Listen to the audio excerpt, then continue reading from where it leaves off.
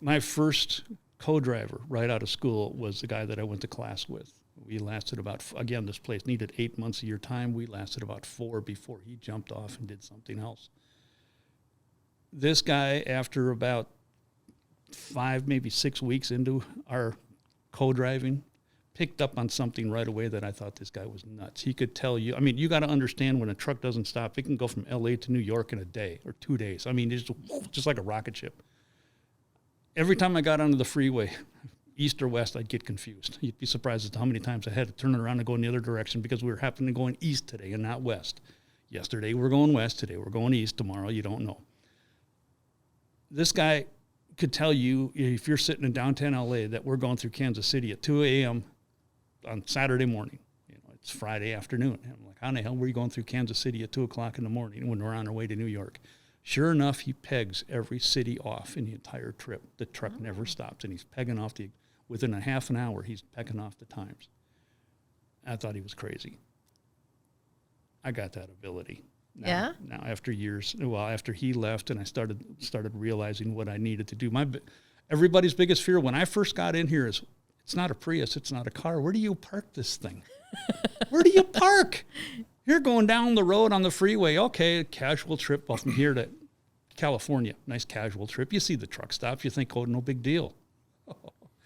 After 6 o'clock, good luck. Yeah, they're packed. They're packed. And if they're packed, where do you go? Yeah, you run about what, 12,000 a month? I consider you a hard runner. 12 would probably be about average. Yeah, I don't think I've ever done below 11. I think my best was 17. Right. Oh wow. So running that hard out there. Yeah, you got to know where to park it. You got to know. So how do you get an opportunity to get out and explore some of the places and plan with running that many miles and being that consistent? I mean, that's a balance that's very tough for people. Yeah. You want to explain to everyone how you find a balance? Plan. I can't specify that enough. I can't stress it enough. You plan it. So running that many miles, you're pretty much using your clock. Yeah. Every day, all day. Every day, all day. And I think Madeline, my DM at one time, she was. That's awesome. And now she's your terminal manager. Now she's my terminal manager. She called me the recap king. Okay. I can run these trucks on recap very, very efficiently. I mean, I got little terminologies like you run it into midnight where you pick up your clock time. If you've got a half an hour of drive time, you start driving at 11:30, 11:31. If you're picking up 10 hours at midnight, you can actually start driving before midnight, because at midnight you pick up that extra 10 hours and away you go. You're driving it for another 9.5 hours, 10 hours. So you know how to manage your clock. Very, very well. Yeah. Which help you get your hours or get your miles. Yep. If you've got 7 hours of drivable time, you take off 7 hours before midnight. The recap hours you pick up on midnight, you just keep right on going. So that's what we need to key into. How do we, you got a driver out there who maybe on average runs 6-7 hours a day. You have to, they have to realize that this is not a 9-to-5 job. It is a lifestyle. You're running at odd times. You may need to run during the evening. A lot of people don't want to run during the evening. You have to understand how the 8 and the 2 split works, how you can work that to your benefit. You combine that 8 and 2 split into running it into midnight, you can move that truck anytime you need to.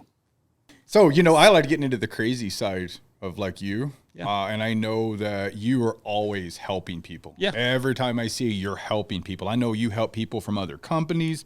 Every time I walk into like a driver's lounge, I've even seen you at the truck stop. Yeah. And you're always just trying to help other people. Yeah. Okay. So our industry anymore, people are kind of scared to help because they're afraid of being socially taped, recorded. You're going to say the wrong thing. It's kind of like someone in an accident on the road. You're afraid to render aid because you have that personality and the mentality of how to help people. I like to listen to people's stories. Me too. I don't know what it is, but for some reason, we've all got skeletons in the closet. I've got one beside me. That's your Pete. There you go. Yeah, that's my repeat. Yeah, she understands the jokes.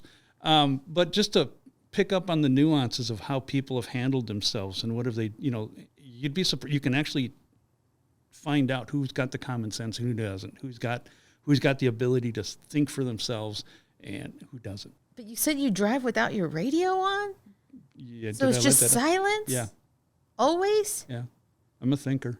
I don't drive with the radio. It makes me nervous. That's why people laugh at me. Like, You don't drive with the radio? No, I do not. When my daughter's in the car and she wants to start playing loud music, I get nervous because I want to hear what's going on. I wanted to hear the sound of the truck I or wanna maybe the hear- window I wanna down. Hear that. I remember my dad telling me the same thing, Will.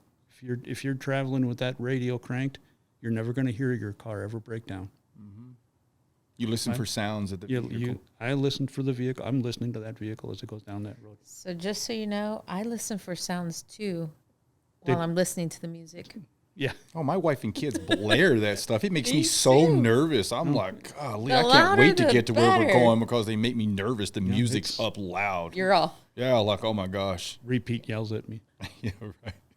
wow. No, it's dead silent. It's dead silent. 17,000 miles in pure silence. Yep. Whew. So, how do you pass the time on the road? You can only think so much. What do you do? Oh, I think it's thinking all the time. What's my next step? Right. Where am I going from here? What's my next step? So are you thinking life? Where's my next thing? Or Yep. are you thinking Yep. your next spot? Yeah, my next spot, my next anything. You know, where is it? Where's the opportunities at? Thank you for watching that clip. I hope you enjoyed it. If you want to see more clips like that, please click here. Or if you'd like to check out a full episode, click here. And don't forget to subscribe to us on YouTube.